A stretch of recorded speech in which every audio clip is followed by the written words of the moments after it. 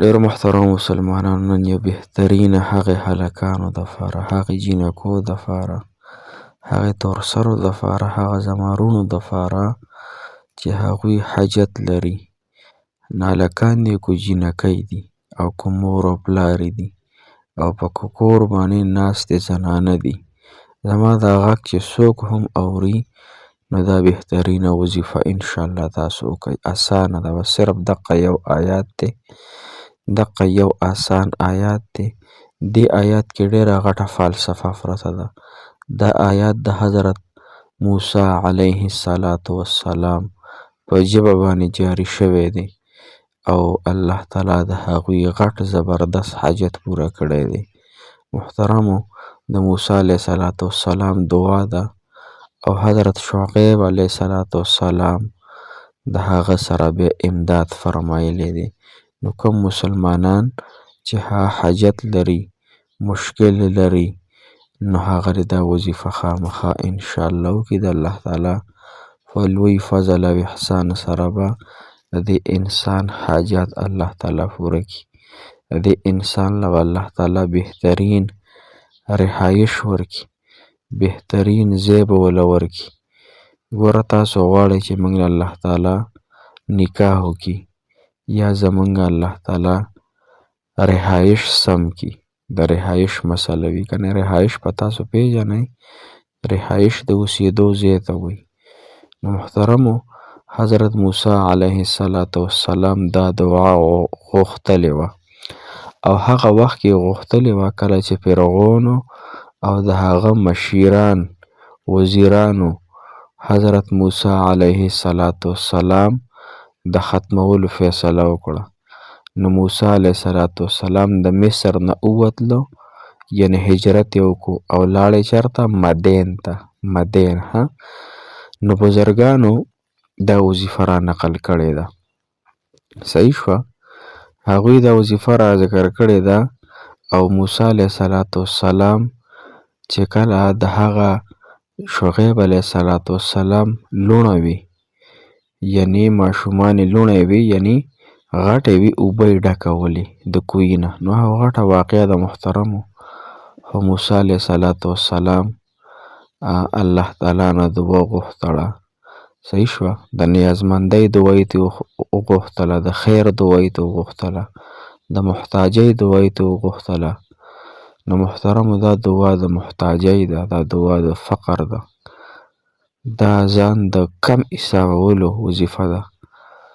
نو موسی علیه السلام له حضرت شعیب علیه السلام خپله لور هم په نکاح ورکړه، هغه پاک دامنه لورو، او 10 کاله یې ولا د اوسېدو دپاره هم د اوسېدو ټکانه ورکړه او د هغې لور سره بیا نکاح هم وشوه. نو دې پس منظر نه، دې وظیفې نه، دې آیات نه بزرګانو دا لیکلي دي چې د چا واده نه کېږي، د چا واده نه کېږي، یا یې رشته نه راځي، یا یې رشته خوښېږي نه، یا ښې رشتې په ده پسې دې پسې نه راځي، یا هلک ته رشته نه کېږي، نو هغوی له پکار دی چې دا وظیفه وکړي، ډېر زر به الله تعالی نکاح وکړي. یا کم مسافر په پردیسۍ کې دی، یا په خپل کلي کې وطن کې د چا خپل کور نشته دی، نو هغه مسافر ته هم پکار دی چې دا وظیفه کوي، یا مسافر له تاسو په خپله کوئ. یا هغه مسلمانان چې کور نه لري، خپل کور نه لري، هغوی دپاره هم ډېره زیاته بهترینه ده. السلام علیکم ورحمت الله وبرکاته. محترمو، تاسو به روغ جوړ یئ، الله مو دغه رنګې څنګه چې اوس یې روغ جوړم ساته، الله تعالی مو تمام حاجتونه، مشکلات، پریشانۍ ختمې کړه. محترمو، نن زمونږ وظیفه د حضرت موسی علیه السلام دعا ده، ربی انی لما انزلت الی من خیر فقیر. دا وظیفه ده. د دې وظیفې معنا هم دا ده، دا وظیفه 112 مرتبه، 112 مرتبه محترمو دا د حاجاتو دپاره ویلی کېږي. د دې وظیفې معنا څه ده؟ ربی انی لما انزلت الی من خیر فقیر. ای زما مالکه الله، په دې وخت کې چې کم نعمت ته ماته راکې، د هغې زه ډېر سخت حاجتمند یم، د هغې یعنې مونږ اوس د کمو حاجتونو حاجتمند دي. څوک د نکاح دپاره حاجتمند دی، څوک د غریبۍ دپاره محتاج دی، څوک د محبت او بل څه دپاره، څوک د ویزو دپاره، هر سړی حاجتمند دی. نو ته به دا وظیفه کې ستا حاجت به الله تعالی پوره کوي. او کومه جینۍ یا هلک چې هغه پسې رشته یې نه کېږي یا رشته راځي خو